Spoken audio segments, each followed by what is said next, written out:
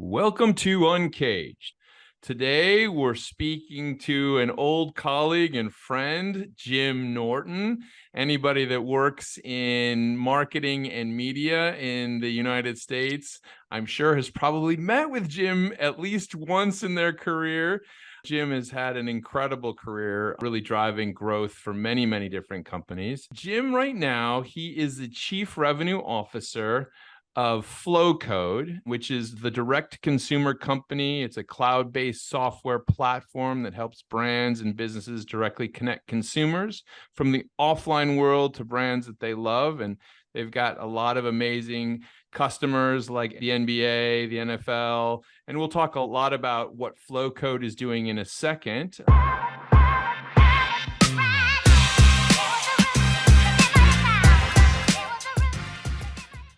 Jim is also a limited partner at Stage 2 Capital, which is the go-to market venture capital firm backed by really folks like Jim, the go-to-market executives that are investing in and helping software companies scale to sustainable revenue. And that's always the key. Jim, I was on a conference call yesterday where someone was talking about, like, what should companies be thinking about going into an economic downturn? And I was like, well, revenue. Like making Surprise. money. Yeah, making money. That's right. And so it's always key. But before we get into FlowCode and Stage 2 Capital, Jim, tell us a little bit about you and your career. Yeah, thanks, Ben. And again, good to be with you, and delighted to be on the show. So, my career, long history, as you already noted, in media advertising. I was a bag carrying, door knocking radio sales rep back in the early 90s in Boston. I've kind of carried that media experience over the last several decades, going from radio sales into TV sales with Tribune Broadcasting. And then in about the mid 2000s, made the leap into digital media, transitioning from legacy media like radio and television into this new world of search and search engine marketing with Google. And so spent a number of years at Google, had the privilege of working for legendary now CEO Tim Armstrong. At the time was longtime president of sales at Google, Google's first salesperson, but spent a number of years with Tim and an absolutely illustrious team of Googlers. And then when Tim went to AOL to spin AOL out of Time Warner, I was part of that leadership team that joined him from Google, and then went on 7 great years, culminating with the sale to Verizon for $4.5 billion and the acquisition of Yahoo. And, along the way, some amazing brands like TechCrunch and Huffington Post and Patch. And, it's certainly a lot of work in the programmatic and video space. Yeah. I was recruited out of AOL, went to Condé Nast for a quick stint, and did a big turnaround project there. And, really proud of the work that we did. And then most recently, as you noted, I've spent the last 4.5 years back with Tim on the startup that is FlowCode, which we can get into in a little bit. But one of the key themes here, Ben, has always, for me, been very deliberate disruption in one's career. Yeah. And, And Jim, I think it's really interesting. If I think back to when that team was assembled at Google, it was early days still. Like, search was just kind of taking off, and it was one of those things. Now it just became such a cornerstone industry for really anyone who works in digital. And that team that you were part of really was always driving the next big thing, the first programmatic deals, whatever it was, there was always something happening. And so now you're working at FlowCode. So tell me what you guys are disintermediating there. Yeah, so I think in this will make a lot of sense because for both Tim and myself, who've spent the better part of our career in digital online media, I think there was a reckoning and a realization that online and digital media had been optimized to the nth degree, whether that was search engine marketing, whether it was programmatic, whether it was dynamic creative, and the amount of money and investment that had been put into essentially the optimization of the digital media landscape, what was really clear was that was not being done in the offline world. So very little had been done in terms of understanding and therefore optimizing things like out of home or direct mail or even linear TV. But then you can go beyond advertising and think about other forms of media like in-store and packaging and events, experiences. So really what we've aimed to do at Flowcode through our platform is provide brands and agencies the ability to understand, manage, and ultimately optimize those offline consumer touch points, which historically have been really hard to measure and really hard to understand what was working and what was not working. And in Flowcode, it's a software platform, but most people would know us as our Flowcode, our highly branded, highly designed QR code. So the scan of the QR code is that consumer engagement signal around which a lot of our data centers. So give me an example of how it might work, let's say like in a sports context. Yeah. I mean, so we're in the midst of NFL season right now. So, we're partners with the NFL, the NBA, National Hockey League kicks off here in a couple of weeks. And so when we think about sports as an industry, and one of the challenges that they are all trying to solve, whether it be at the league level or the team level, is two things. One is fan engagement.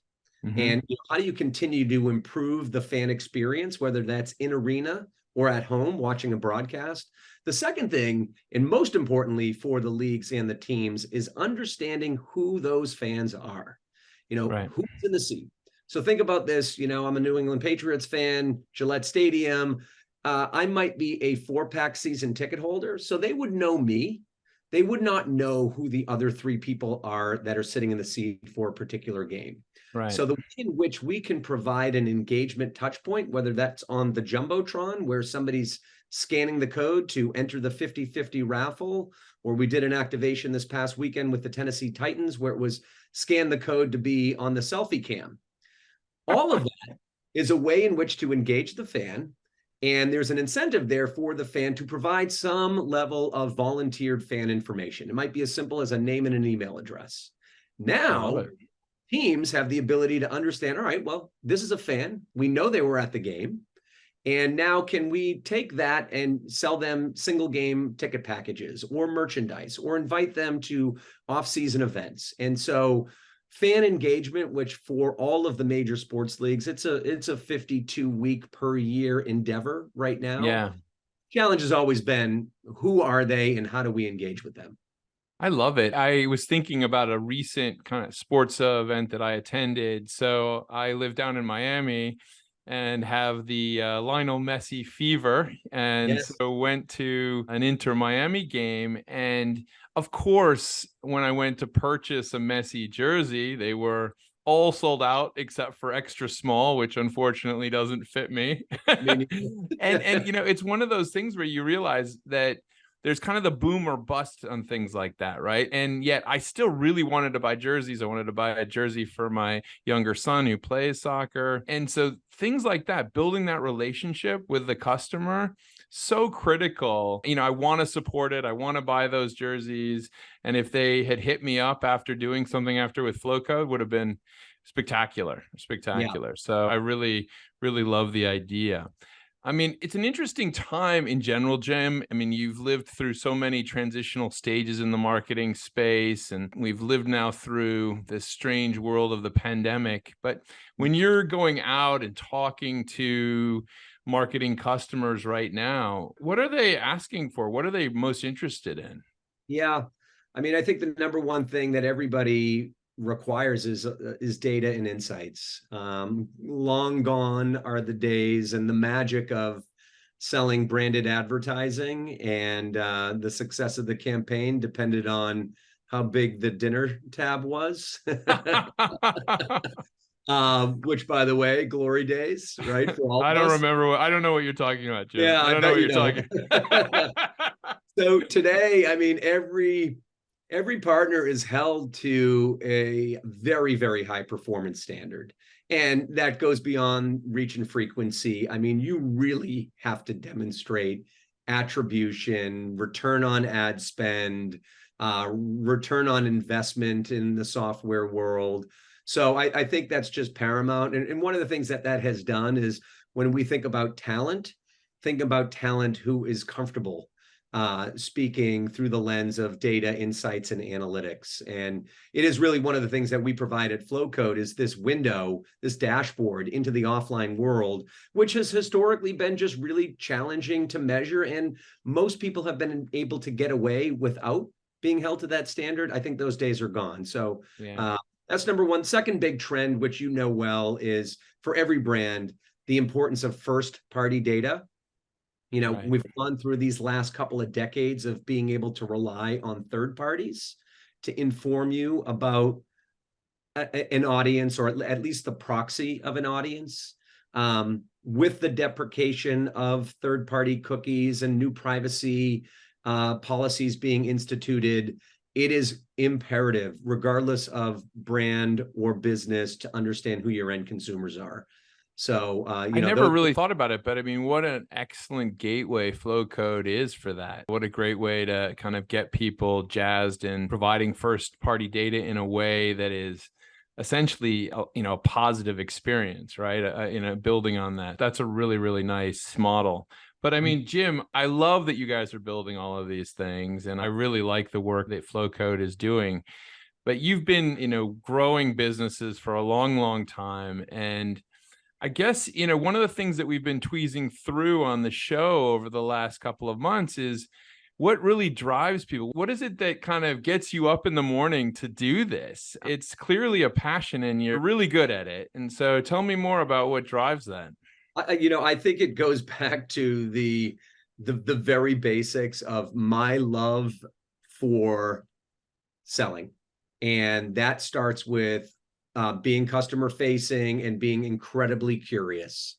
My best days, even today, are similar to my early sales days in the 90s of literally walking into a room cold and understanding what a customer is going through, having to empathize with them, identifying what their pain points are, and trying to find a match. Honestly, that's what it comes down to. And, we're fortunate at Flowcode to have a young sales team that's very malleable and adaptable to a very dynamic market. But more importantly, they're most adaptable to coaching and training and learning. And I think that's what really drives me, having the fortune of many decades of, the old adage of 10,000 opportunities. For me, it's well over 10,000 sales calls. So you learn a lot in those scenarios, but being able to share that with this next generation of sellers is incredible. But I still, I had instances this week where myself and a seller walked out of a meeting. We got in the elevator and it was like, dude, that was awesome. That was so fun.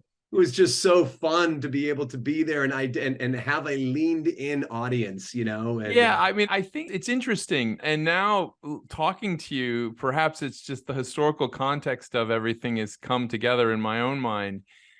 It's true that team that you were a key part of at Google really changed the way sales were done in the sense that Google never walked into a meeting without some insight that would shape the discussion. And so it was like there was always a value add for the person to listen and kind of locked you in. You said, oh my God, we got to get going on this. Like we got to be doing more here. And it was such an effective way of really engaging around a problem and then collectively working together to find the solution. And I think that that's something that you and your colleagues have always been famous for. So that's a great way of thinking of it. I can confirm that Tim Armstrong is still very much about making sure that we arrive with data and insights that are going to benefit the client. And it's just, and it's true. I think that there's an expectation now, certainly we feel it as a consumer. But then also from a business to business sales environment, there's an expectation of a value exchange. And, in a lot of cases, people are going to want to try before they buy, or they're going to want to at least experience a product before they make a commitment, even to a sales meeting. to be Yeah. totally. I want to put something in historic context for folks. So Jim's team was so good at this that I was a big agency guy at the time. And when we would have calls with our clients, the client would invite Google onto the call as like their consigliere to provide further insight. And that was like the moment when I went, oh my God, that's Jedi genius. That's like next level. That's right. I mean, and that's one of the things that we're aspiring to do today is like, how can we be that partner to these clients to help them understand these consumer engagement touch points that they've always had a hard time understanding? And I mean, the value exchange and the way in which certainly in the B2B software industry and this notion of product-led growth, which is this mantra around let people experience the product before you ask them for anything. Give them value right out of the gate. If they see value in the product, that should give you permission to at least have a meeting or at least a conversation. Well, I mean, something you said, it's really where flow code sits perfectly, which is this idea that if you're going to spend money on marketing and media, you as a buyer for that solution really want to see something that's measurable, something that you can see, that you can attribute. It's mind-boggling when I see people forking out loads of money for things like, they'll do an event or something and they'll do a huge build out, like, the things that you see at CES or at Cannes or something like that. I mean, these are millions of dollars these people are spending.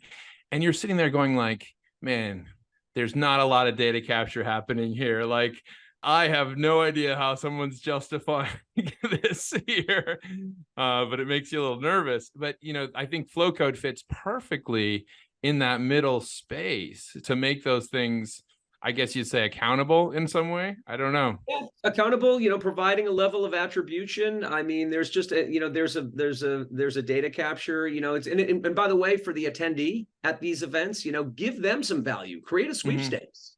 We did Gary Vaynerchuk's VCon earlier this year, and we worked with a number of those partners to create these really immersive experiences that were unlocked by a flow code. Whether that was with Bud Light, or it was a trivia contest on the Jumbotron, or one, it creates a better attendee experience. Two, there is that data capture, that ability to have an attendee volunteer their information to enter into a sweepstakes or download a instantly downloadable coupon or something of that nature. So I mean, the real world is where we are focused. That's where we spend the majority of our time, and that's where the big opportunity is. So, Jim, I'm going to ask you to put on your Nostradamus hat for a second and think about next year, because we are in kind of planning season for a lot of companies as they try to finalize what they're going to be doing for next year. And next year, normally, I would have said that's a big year, right? It's an Olympic year. It's an election year. Usually that's a big media year. What are you seeing out there, and what are you liking on the horizon? I would say there's three primary themes. Obviously, AI and Gen AI and how that's being used, no secret to anybody, being one. Number two, talent. I think that the talent market has been gone through a couple of different waves right now. I believe that companies in 2024 will open up their hiring. It's going to be that much more competitive, not only to attract new talent, but to retain your current talent. Yeah. And then the third thing is just going to be this continued evolution of data and insights and analytics, and how can this be combined? And one of the things is really on a single platform. But just back to the theme around generative AI is, there's a lot of focus right now on AI for creative and consumer facing output. I believe there's an even bigger opportunity from a B2B standpoint. And how can you use AI to, one, enhance your product, make it operate more efficiently, and even in the sales cycle, in the sales motion, how do you use AI to enrich lists of prospects and be more efficient? But I think it's going to be a big year in 2024. We're excited just because of the discussions that we're having and where brands are thinking much broadly. I think from an agency standpoint, they're being held accountable by their clients to Yeah. understand every aspect of the consumer touch point. And we're excited to be able to play a part in that. That's great. I know it's interesting because that generative AI, generative media solution has been one of these ones where it, if you'd asked anyone that it was going to be the topic of 2023, I don't know if people would have been like, oh my God, it's going to be the thing. But it Yeah. really has just exploded and changed the landscape overnight. And you're absolutely right. What a tremendous amount of opportunities there are in terms of supporting growth, B2B. And I'm excited to see how companies roll those things out. Jim, if someone wanted to learn more about what you and the Flowcode team are up to, where's the best place to reach you? Well, certainly flowcode.com. You can find us online. You feel free to sign up for a free version of Flowcode and experiment with our Flowcodes in the wild. And secondly, I'm always available and open to networking with folks in your audience. And that's as easy as jim@flowcode.com. So I'd welcome interested folks to learn more, and happy to consult with them. That's great. Well, Jim, thank you so much for being on Uncaged today. We've been speaking with Jim Norton. We've been talking to him about really a lot of the things that he's worked on throughout his career, most notably recently, Flowcode. He's the Chief Revenue Officer at Flowcode, which has the lovely tagline being the direct-to-consumer company. They're a cloud-based software platform that helps brands and businesses directly connect consumers from the offline world to brands they love. You may have seen it utilized at various sporting events, various showrooms, various events around the world, but keep your eye out for the Flowcode QR code, and let's continue to build that connection. Jim, thank you so much for being on the show today, and we look forward to having you back. Thanks, man. Good to be with you, and I'm sure I'll see you at the next industry event. Cheers. All right, cheers, man.